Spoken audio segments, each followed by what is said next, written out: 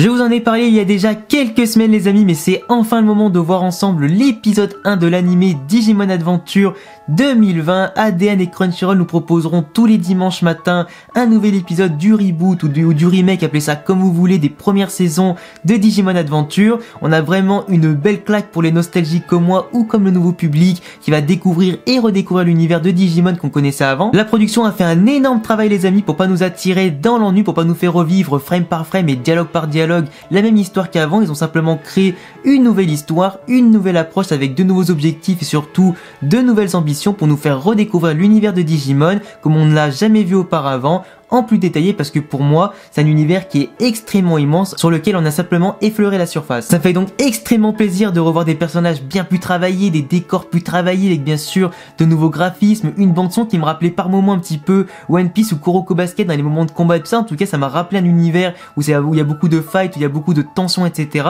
Vous me direz ça dans les commentaires si ça vous a rappelé quelque chose au niveau de la bande son. Mais en tout cas je suis très content de redécouvrir plus de 20 ans après ou 15-20 ans après du moins le premier animé de Digimon en beaucoup mieux et surtout en beaucoup mieux fait. On va pouvoir retracer un petit peu l'univers de nos Digimon préférés, de nos Digisauvers aussi préférés, avec de nouvelles tensions, de nouveaux enjeux et pourquoi pas aussi de nouvelles histoires. Ça va être hyper insane, du coup je compte sur vous les gars pour venir me suivre toutes les semaines sur la chaîne pour que je puisse en parler directement avec vous, pour faire des reviews, analyses et tout ça. Du coup si vous êtes nombreux à me suivre et à suivre l'animé, je ferai ça avec plaisir. Du coup n'oubliez pas de vous abonner, de cocher la cloche et bien évidemment de me laisser un gros pouce bleu et donner vos avis en commentaire pour qu'on soit de plus en plus nombreux à parler de Digimon sur YouTube. En tout cas, comme je le disais, ils ont créé une toute nouvelle histoire, une toute nouvelle approche qui n'a rien à voir du coup avec les premières saisons qu'on connaissait déjà à l'époque de Digimon. À l'époque, dans la première saison, ils avaient simplement fait en sorte que tous les Digisauvers se rejoignent au camp de vacances, qui passe ensuite directement dans le Digimonde après une sorte de catastrophe naturelle, etc., qui rencontrent leur Digimon à l'état de bébé ou d'entraînement. Je crois que c'était à l'état d'entraînement.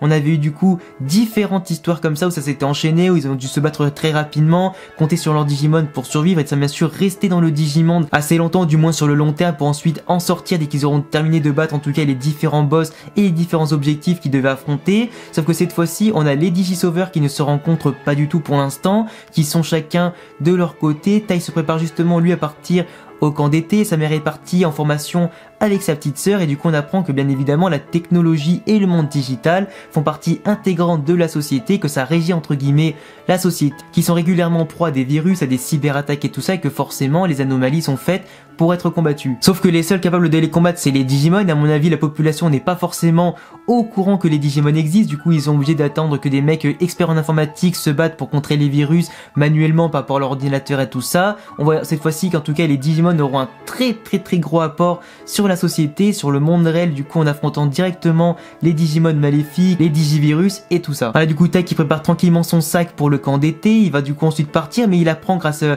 son voisin Izumi qui vient à peine de rencontrer mais qui connaissait déjà de vue et qui est d'ailleurs un Digisauver que vous vous rappelez tous. Il va notamment apprendre qu'il y a pas mal de pannes de train, qu'il y aura aussi des problèmes de virus informatiques et tout ça, de cyberattaques qui vont causer pas mal de problèmes et mettre en danger autant sa mère que sa petite sœur. Du coup forcément ça l'inquiète, il décide de partir avec Izumi directement là-bas à la gare pour essayer pourquoi pas d'anticiper le train, essayer pourquoi pas de faire quelque chose s'il en a les moyens, mais si bien sûr il est trop jeune pour faire quelque chose directement lui-même. Sauf qu'on voit directement que même s'il est enfermé, qu'il a envie de franchir le cap, qu'il a envie en tout cas de sauver sa sœur et sa mère, ça active en tout cas le symbole du courage dont on se rappellera absolument tous dans les premières saisons de Digimon, qui avait notamment permis à l'époque à Agumon de digivolver notamment en Greymon et surtout en Wargreymon, qui est donc le stade ultime des Digimon. C'était vraiment impressionnant de voir les petites références qu'on a déjà dès le début de l'animé, qui ont provoqué surtout l'apparition de Tai, non plus dans le monde réel, mais dans le Digimonde. Du coup, Tai n'est plus vraiment entre guillemets dans le Digimonde, mais plutôt dans l'internet, dans lequel les Digimon peuvent aussi avoir accès, vu que c'est aussi un monde digital. C'est ici qu'il va faire notamment la rencontre de Koromon, son premier et unique Digimon, comme vous le savez tous. Il va d'ailleurs être en train de combattre contre les différents virus pour aider un petit peu la situation dans le monde réel, sauf que du coup, il va être un petit peu vaincu, mais grâce au soutien de Tai qui va obtenir à la base son Digivice, il va pouvoir l'aider à se digivolver en Agumon,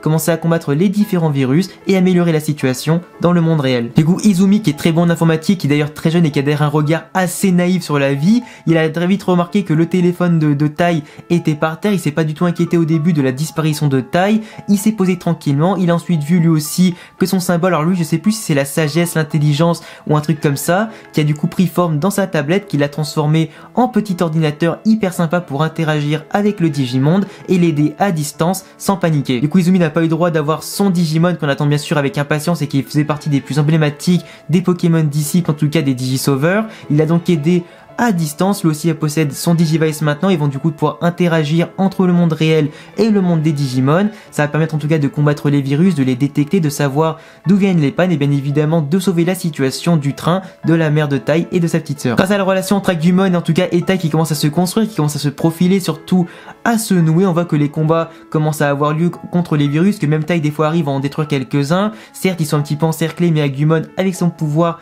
et sa détermination arrive à sauver Tai, bien sûr à l'aider un maximum. C'est à ce moment là surtout qu'ils vont arriver dans un espèce de gros foyer de virus où t'as forcément un épicentre avec un Digimon ou du moins un Digivirus qui va être plus fort que les autres, qui va justement créer les virus et les propager à travers le monde digital pour impacter négativement le monde réel. Agumon va commencer à tous les défoncer un par un, du coup c'est là qu'on voit un petit peu le côté épique où il va attaquer, ça montre les attaques qu'il a. Et tout ça, ils vont ensuite être mis en difficulté forcément par la puissance de l'adversaire avant que Tai n'active par sa puissance, son courage et sa détermination la digivolution de Agumon en Greymon. Après bien évidemment, à part le générique qui a été refait, les bâtons, les graphismes etc, on a aussi le coup des digivolutions qui ont été refaites où cette fois-ci un petit peu comme dans Pokémon ils vont évoluer directement et ensuite continuer le combat sans avoir une interruption. Du coup c'est terminé, la Agumon digivolve-toi en machin, du coup là t'as directement la digivolution qui se fait, le combat qui continue, Greymon qui montre en tout cas toute sa puissance, toute sa badassitude en combat et qui nous montre par sa méga attaque qu'il a pu en tout cas vaincre le virus assez facilement. On avait d'ailleurs des bonnes musiques etc qui te mettaient la bonne tension, qui te hypaient encore plus quand tu voyais l'épisode. Et c'est d'ailleurs pour ça franchement que le combat, même si c'était un petit combat pas forcément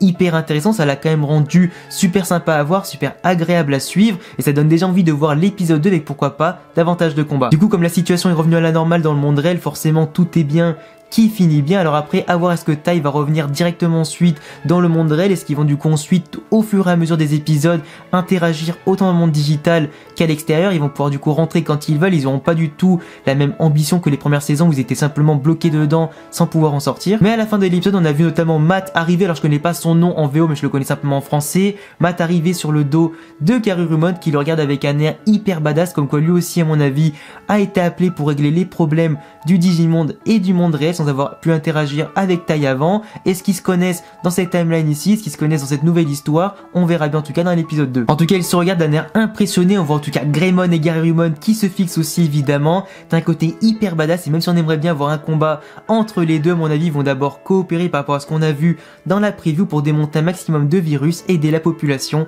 à s'en sortir. Donc voilà les gars, en tout cas c'est tout pour cet épisode. J'ai pas forcément remarqué grand chose d'autre à part des fois déjà les petites références entre bien sûr les digivolutions, le fait aussi qu'il y ait les symboles de bravoure, de l'intelligence etc qui sont très importants pour la suite et qui vont permettre à leur Digimon de progresser, de digivolver bien sûr, d'être de plus en plus puissants. On a une nouvelle histoire, une nouvelle approche qui s'annonce assez intéressante à suivre. J'espère que vous serez très nombreux à me suivre dans cette nouvelle aventure. J'attends en tout cas tous vos avis sur ma review et bien évidemment sur l'épisode 1 dans les commentaires. Laissez-moi un max de pouces bleus, abonnez-vous et cochez la cloche si vous voulez davantage de review analyse sur Digimon sur la chaîne. J'espère en tout cas que pour les nostalgiques ou pour le nouveau public vous avez hyper kiffé l'épisode disponible sur ADN et Crunchyroll. Comme je l'ai dit en début de vidéo, c'était vraiment un truc de fou, beaucoup de frissons, ça va aller de plus en plus fort. On commence quand même sur de très bonnes bases pour un nouvel animé Digimon qui ne demande qu'à être connu et surtout reconnu, non pas comme un plagiat de Pokémon parce que ça n'a rien à voir, les univers sont totalement différents, mais comme une belle série à part entière. Je vous laisserai également les amis me suivre sur Instagram et Twitter, à tous les liens en description et à bientôt les gars pour prochaine vidéo. Ciao.